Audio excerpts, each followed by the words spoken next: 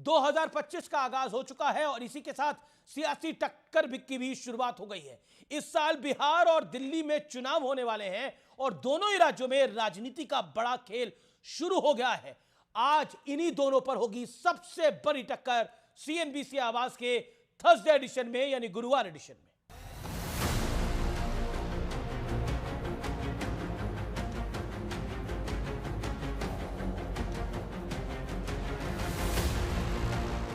नए साल में पहला सियासी ऑफर आ गया है। इस साल के अंत में बिहार में चुनाव होना है, इसलिए लालू यादव ने वहां के मुख्यमंत्री नीतीश कुमार को एक बड़ा ऑफर दिया है। आते हैं तो काहे नहीं लेगा, साथ है ले लेंगे और रहे साथ में काम करें, माफ कर देगा, माफ करना ही हमारा फर्ज है। इस ऑफर पर रिएक्शन भी देख लीजिए। आप क्या बोल रहे हैं? हम आ जाएंगे। डरे हुए लोग हैं। अभी लोकसभा में बड़ी बड़ी बात लालू जी के परिवार ने की और 75% सीटें हार गए। हालांकि तेजस्वी यादव अलग ही सियासी सुरताल दिखा रहे हैं। आप पत्रकार लोग आप पूछते रहते तो क्या बोलेंगे? आप लोग को ठंडाने के लिए बोले। लेकिन नीतीश कुमार पर डोरे डालने में अकेले लालू यादव नहीं बल्कि कांग्रेस भी शामिल दिख रही है। गांधीवादी विचारधारा में विश्वास करने वाले लोग गोडसे की विचारधारा से अलग हो जाएंगे, सब साथ। अब जरा दिल्ली दरबार की सियासत भी देख लीजिए। बीजेपी ने आम आदमी पार्टी की सरकार को किसान विरोधी बताने के साथ ही केजरीवाल को वोटर लिस्ट स्कैम वाला महाठग बता दिया है। दिल्ली में किसान को किसान का दर्जा ही नहीं दिया इन लोगों ने। किसान अपने सर्किल रेट को बढ़ाने के लिए धरने प्रदर्शन पे बैठे हैं। राज्यसभा सांसद चुनाव अधिकारियों को धमका रहे हैं। 4 जनवरी 2024 में हमारा वोट सुल्तानपुर से कट गया है, ये दावा किया हुआ है। 8 जनवरी 2024 को फिर शपथ पत्र देते हैं, सुल्तानपुर में मेरा वोट रजिस्टर्ड है। अब संजय सिंह जी जरा बता दीजिए कि भाभी जी ने गलत शपथ पत्र क्यों दिया? तुम्हारा चुनावी घोटाला हमने पकड़ा है।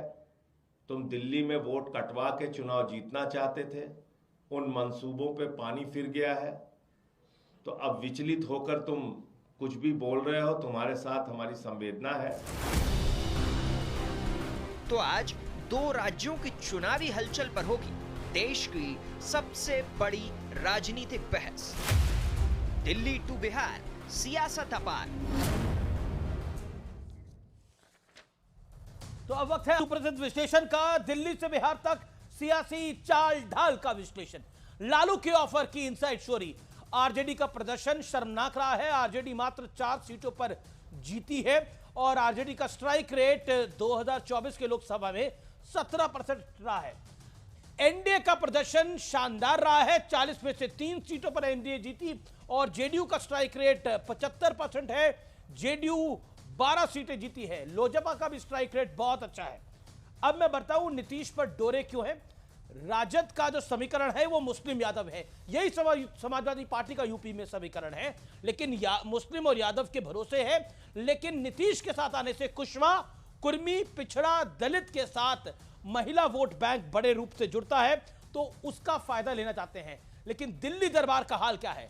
आप 2013 में देखिए, कांग्रेस 24% से ज्यादा वोट लेके आई, आम आदमी पार्टी 29.5% वोट लेके आई, बीजेपी का वोट शेयर 33 था। बीजेपी का वोट शेयर इंटैक्ट रहता है 2015 में भी, लेकिन कांग्रेस का वोट शेयर में ड्रास्टिक फॉल आ जाता है। यानी कांग्रेस ढहती है तो सीधा फायदा आम आदमी पार्टी को मिलता है।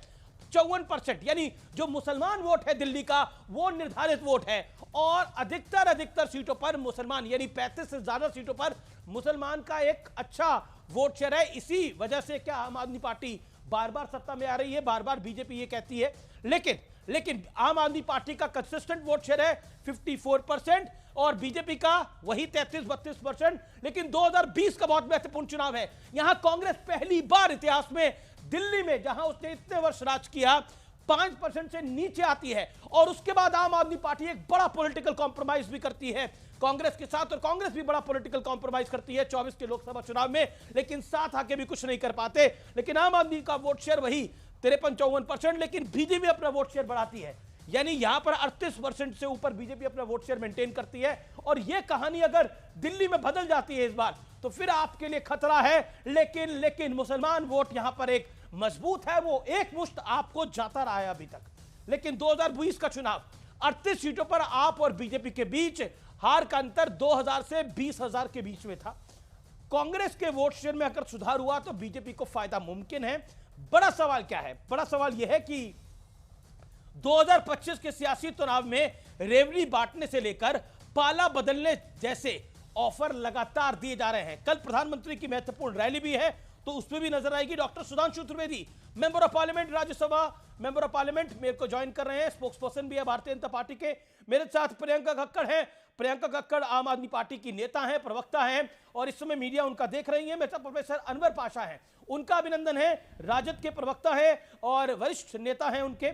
दुष्यंत नागर मेरे साथ जुड़ेंगे, राजनीतिक विश्लेषक मेरे साथ इस चर्चा में। AK वाजपेयी हैं, प्रवक्ता एलजेपी के। मैं शुरुआत ना बीजेपी से ना आपसे आज शुरुआत करते हैं हमारे साथ AK वाजपेयी से। AK वाजपेयी, क्या नीतीश जी पलटने वाले हैं? वो दिल्ली चुनाव का इंतजार कर रहे हैं। आम आदमी पार्टी कह रही है कि दिल्ली में जैसे ही भाजपा आ रहेगी नीतीश जी कांग्रेस की तरफ आ जाएंगे। देखिए, ये तो राजद वाले लोग चर्चाओं को गर्म कर रहे हैं, लेकिन हकीकत में ये है कि एनडीए तो इंटैक्ट है। नीतीश बाबू मुख्यमंत्री बने हुए हैं, उनके नेतृत्व में आने वाला चुनाव भी होना है। हमें तो कहीं से किसी कोने से कोई ऐसी बात नजर नहीं आती जो बाजार चल रहा है ट्रैक रिकॉर्ड ऐसा है ना। लेकिन हकीकत ट्रैक रिकॉर्ड देखिए, परिस्थितियों में क्या हुआ क्या नहीं हुआ, आप भविष्य की बात करेंगे, पास्ट की बात नहीं करेंगे। वो हर साल पलटते हैं उनकी पार्टी के नया जैसे ही साल, जैसे ही कैलेंडर पलटा, वैसे लगा नीतीश जी भी पलट जाएंगे। वैसे ही ऑफर आ गया लालू जी का। नहीं, मेरा आकलन, मैं इस आकलन से सहमत नहीं हूं, क्योंकि परिस्थितियों में कोई बदलाव नहीं है। नीतीश बाबू ने पूरी सम्मति से, नायडू जी ने, चिराग पासवान जी ने, हम सब लोगों ने मोदी जी को नेतृत्व दिया है प्रधानमंत्री का। और एनडीए ने, सब घटकों दलों ने बड़े इंटैक्ट होकर कहा है कि नीतीश जी के नेतृत्व में हम लोग चुनाव लड़ेंगे आने वाला विधानसभा का। तो क्या दिक्कत है? लेकिन आरजेडी के सूत्र ये कह रहे हैं अनवर पाशा कि नीतीश आने वाले 2 महीनों में कोई बड़ा फैसला लेंगे। क्या बड़ा फैसला है वो? अमिश जी, बिहार की जो स्थिति है सब उससे आज वाकिफ हैं कि बिहार में एक अराजकता है। बिहार में कोई सरकार इस समय नहीं है। कोई सरकार बिहार में सड़कों पर छात्र पीटे जा रहे हैं, उन पर लाठियां चलाई जा रही हैं, युवाओं को रोजगार नहीं मिल रहा है। 20 वर्षों की सरकार जो बिहार में रही है एनडीए की, नीतीश जी की और बीजेपी की, उस सरकार से लोग उब चुके हैं, निराश हो चुके हैं। बिहार में एक तब्दीली चाहते हैं, एक परिवर्तन चाहते हैं। नीतीश जी थक भी चुके हैं और उनको कैप्टिव बना लिया है भाजपा ने, और कोई फैसला वो करने की नहीं, आपने बहुत बड़ी बात बोली। आपने बोला नीतीश जी थक चुके हैं, बीजेपी ने कैप्टिव बना लिया है, तो इन थके हुए नीतीश जी को ऑफर दे रहे हैं लालू जी। देखिए, आपने, मीडिया ने सवाल किया तो लालू जी ने यह कहा कि हमारे दरवाजे खुले हुए हैं नीतीश जी के लिए।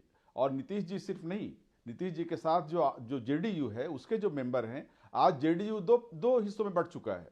जेडीयू में विभाजन। तो शकील अहमद, कांग्रेस पार्टी के वरिष्ठ नेता, वो कहते हैं गांधीवादी विचारधारा में विश्वास रखने वाले नीतीश कुमार अगर अलग हो जाए तो हम सब साथ हैं, अगर भाजपा से अलग हो जाए। ये सिर्फ नीतीश कुमार जी ही नहीं, जेडीयू में खुद अंदर एक तरह से एक दुविधा की स्थिति बनी हुई है। जेडीयू के बहुत से लीडर जो है भाजपा से बाहर निकल के आना चाहते हैं। जो समाजवादी विचारधारा के लोग हैं, जो सोशल जस्टिस के लिए कमिटेड हैं, वो जेडीयू के लोग वो बीजेपी को छोड़ना चाहते हैं। लेकिन कुछ लोग जो सत्ता लालयित लोग हैं वो JDU Anwar Pasha you made your point, रखना चाहते हैं। ओके, जाहिर है कि ऐसी जी अनवर पाशा, अपनी टाइम लिमिट को ओके AK वाजपेयी 10 सेकंड में, क्या आपको लगता है दिल्ली चुनाव का इंतजार हो रहा है? 10 सेकंड। नहीं, इस तरह की कोई, आप ये आकलन गलत चल रहा है। देखिए, हकीकत में क्या है कि लालू यादव कुछ बोल रहे हैं, तेजस्वी यादव कुछ बोल रहे हैं, और हमें तो ऐसा लगता है कहीं मुलायम सिंह और अखिलेश वाला सीन दोबारा से रिपीट ना हो जाए। वो उनका अपना घर संभालिए ना, एनडीए को कहां आप बीच में ला रहे हैं? एनडीए का मामला बिल्कुल, ये आप बड़ा कह रहे हैं कि हर तरीके से इंटैक्ट है। अखिलेश जी और मुलायम सिंह यादव वाला दौर, यानी मनमुटाव परिवार के अंदर, आप कह रहे हैं? जी बिल्कुल, यही हकीकत लग रही है। ओके अनवर पाशा, क्या राजद के अंदर 2 फाड़ है? मैं फिर बीजेपी पर आता हूं। तो क्या राजद में 2 फाड़ है? एनडीए इंटैक्ट है, और अभी ललन सिंह ने कुछ देर पहले मीडिया को बोला है कि कोई सवाल ही नहीं है, मोदी जी हमारे नेता है, राजद ये हवा की बात है। राजद की जो विचारधारा है वो समाजवाद की विचारधारा है, सेकुलरिज्म की ने क्या विचारधारा क्या है, परिवार में भाईचारे दो की फाड़ है जो विचारधारा एलजेपी कह रही है? राजद में कोई मतभेद नहीं है, और जो मतभेद है वो जेडीयू में है। ठीक है, वो जेडीयू में मतभेद है। जेडीयू के बहुत बड़ा सेक्शन जेडीयू का इस वक्त राजद के साथ आना चाहता है। तो दिल्ली सिर्फ चुनाव नीतीश का कुमार जी दिल्ली नहीं, चुनाव का आप लोग इंतजार कर जेडीयू रहे में हैं। एक बड़ी तादाद ऐसे एमएलएस की है, ऐसे एमएलएस की और एमपीस की तादाद है जो छोड़ना चाहते हैं जेडीयू को। प्रोफेसर पाशा, आप बहुत वरिष्ठ हैं, आप लालू जी और तेजस्वी यादव, आप लालू जी और तेजस्वी यादव के टच बेस में रहते हैं। मेरा प्रश्न प्रोफेसर पाशा आपको ये है, दिल्ली का किला आपने संभाला हुआ है, ये दिल्ली चुनाव का क्या लेना देना है नीतीश कुमार से? देखिए, दिल्ली चुनाव के बारे में तो आपका आकलन है, मेरा आकलन नहीं, आपके नेता बोल रहे हैं ना दिल्ली चुनाव के बाद पलटी मारेंगे। और दिल्ली चुनाव, बिल्कुल दिल्ली चुनाव का जो इंपॉर्टेंस है, दिल्ली में भाजपा क्यों सत्ता से बाहर है? क्योंकि जनता की जो आशाएं हैं उसको पूरी करने में नाकाम रही है। ठीक है, मैं वापस आता हूं आपके कई पास। बार सत्ता में रही बीजेपी पास में, सब लोग लेकिन आज वो दिल्ली सत्ता चुनाव से का बाहर इंतजार कर रहे हैं, और इस बार कहा फिर सत्ता दिल्ली से बाहर चुनाव में होगी। भाजपा हारेगी दिल्ली तो की गेम जनता- पलट देंगे पूरा। दिल्ली की जनता ओके, फिर से ऐसे ही बीजेपी को महाराष्ट्र में सत्ता भी से इंतजार था। सत्ता से अलग करेगी। ओके, सत्ता यू से मेड योर दूर पॉइंट रखेगी। प्रोफेसर पाशा। इस इलेक्शन में नहीं, ये प्रोफेसर पाशा, अब आपने बोला, अब अपनी बात को विराम दीजिए। डॉक्टर सुधांशु त्रिवेदी वो लगातार वेट कर रहे हैं। देखिए, लोकसभा चुनाव के बाद से अब तक तमाम ये जो हसरतें, रंगीन हसरतें दिल में समाये बैठे थे हमारे इंडी गठबंधन के तमाम सहयोगी, वो हरियाणा से लेके महाराष्ट्र तक, उसको जनता ने हकीकत दिखा दिया। मगर मैं अमीश जी कहना चाहूँगा, लालू प्रसाद यादव जी बहुत परिपक्व नेता हैं, बहुत वरिष्ठ नेता हैं, वो हकीकत को समझ रहे हैं। जो इन्होंने कहा ना कि नीतीश जी थके नहीं, लालू यादव जी थक गए हैं, और अब उन्हें समझ में आ रहा है कि मैं अपने बेटे बेटियों को सेट नहीं कर पाया, पूरे परिवार के हर व्यक्ति को उतार लिया। एक दौर में उनके साले का जलवा था, फिर पत्नी रही मुख्यमंत्री, एक बेटा, दूसरा बेटा, एक बेटी, और अब इस बार दूसरी बेटी भी चुनाव लड़ी थी, भले ही वो चुनाव हार गई।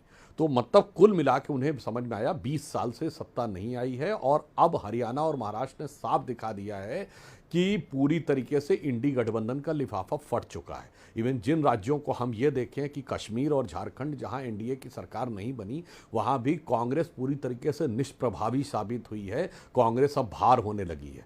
तो उनको ये हकीकत समझ में आ गई है कि पराजय तय है, तो अपनी अवश्यंभावी पराजय को देखकर अपने परिवार को बचाने की छटपटाहट में एक वयोवृद्ध नेता द्वारा दिया गया ये बयान है। ये लालू प्रसाद यादव जी 30 साल पहले थे, पाशा साहब, जो कहते थे ये गरीब गुरबा की सरकार है, आज वो एक कुनबा की सरकार है, सिर्फ एक कुनबा की सरकार है।